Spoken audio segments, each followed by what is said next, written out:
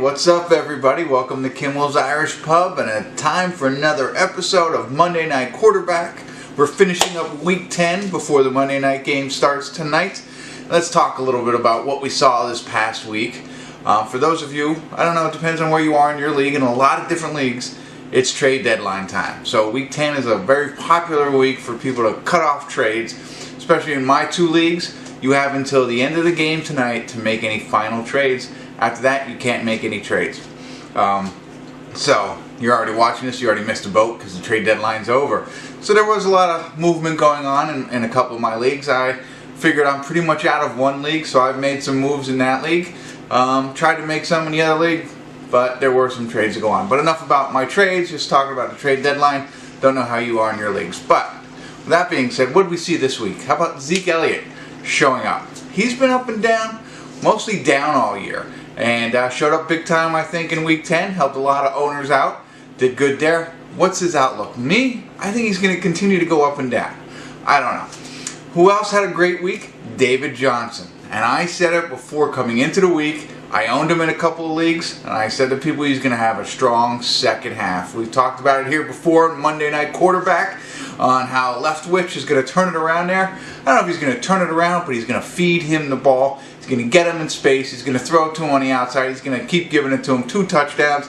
A lot of, what do you have, 7 receptions? That's what we want to see from David Johnson going forward. I think he's going to have a decent second half. He's going to help a lot of people win championships. What else did we see? Leonard Fournette's back. And we're going to talk a little bit more about Leonard Fournette. He hurt for a while there. Now he only had 50 some odd yards rushing on 24 carries. But he also had 5 catches for another 50 yards. Works out to a pretty good day. I think he had 2 touchdowns. So he's back. He's healthy. He's going to play the full game. Carlos Hyde doesn't seem to be getting any touches. So that was kind of a waste there. But he seems to be rolling. And it would be great to have Fournette back. Aaron Jones. If, again, you watch fantasy football now every Sunday morning like I do, they're always saying, free Aaron Jones. And they finally did. And he paid dividends for the Green Bay Packers. Jamal Williams is pretty much a throwback now. I don't think you need him. Tried to hold on to him as long as I could because I thought he was going to turn it around and do something this season. But I think he's worth a drop at this point. Who else? Christian McCaffrey. You know how everybody was worried, at least I was, and some other owners, that can he carry the load? Can he be the #1 back? And I think he's done a fantastic job. And they continue to feed him the ball, and they just cut C.J. Anderson, so it's all his to own now. Nick Chubb, the rookie, against my Falcons. Man, did that run look good. He ran, what, 90 some odd yards, 92, 96? I don't know. I quit watching as soon as he broke past the defensive line. Oh, and then the Falcons lost that game. But he looks good.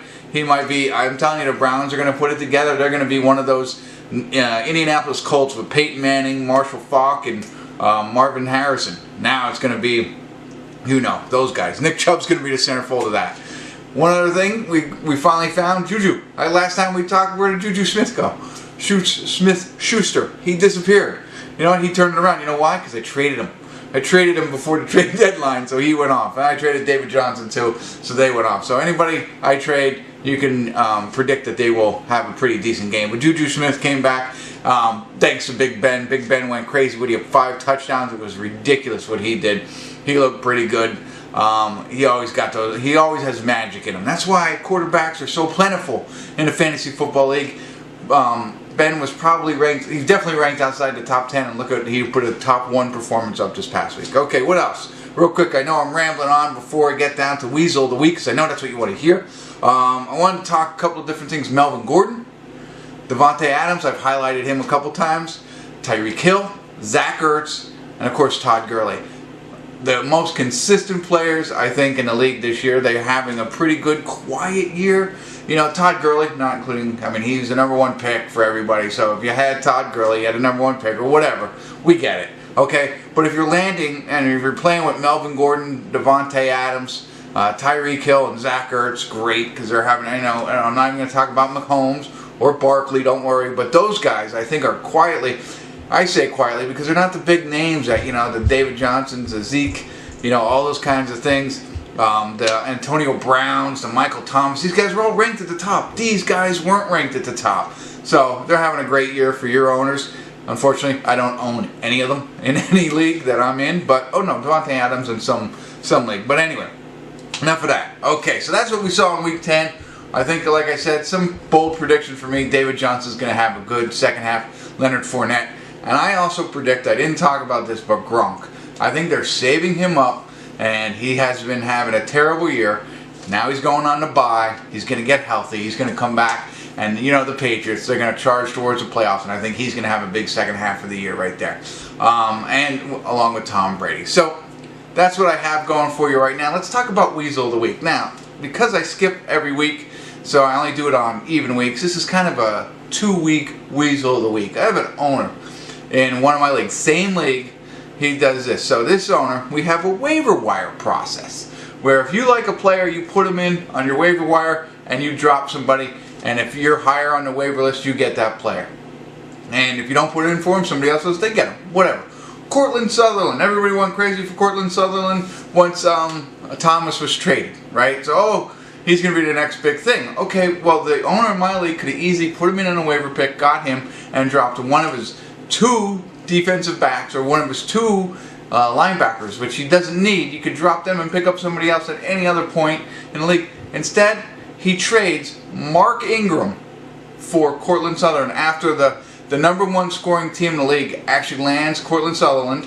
He had the 9 pick, I had the 10 pick, so he got him. And I was like, okay. And then he traded him for Mark Ingram, who this other owner had kept last year. Granted, Mark Ingram's playing pretty well. And, you know, you didn't think it's going to be a timeshare. Kamara's going to steal it all. No, Ingram's pretty good. He's playing pretty well. Definitely unbelievable that this owner could have picked up Cortland Sutherland and dropped a DB. Instead, he trades his keeper for him. Step 1 to get him into Weasel of the Week. Step 2, as I mentioned, this week is the trade deadline. So people are looking, making different moves. This same owner, even though he's trading keepers for ad drops, he is in the playoff hunt.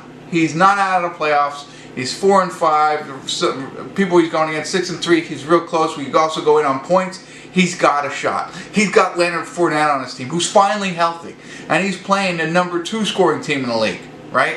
What does he do? He's playing the number 2 scoring team in the league, needs a win. He trades that owner, Leonard Fournette, before the game starts. So that owner who he's playing against, he gets him for like a draft pick and Jimmy Graham, who I think had 1 catch. Like, you got a second rounder or a third rounder, I don't even know, but it doesn't matter. You don't give up on the season when you got a shot at the playoffs, and give that team this running back that has come back and is now fully healthy. And to top it off, the little cherry on top, that same owner who is obviously active because he's trading keepers for ad drops, and he's trading, you know, top running backs for tight ends that catch 1 pass in a week. He's in there, he's active, he's moving. What does he do? He starts a kicker on bye. So, congratulations to the Key West Kamikazes of the Jevin Honecker Fantasy Football League.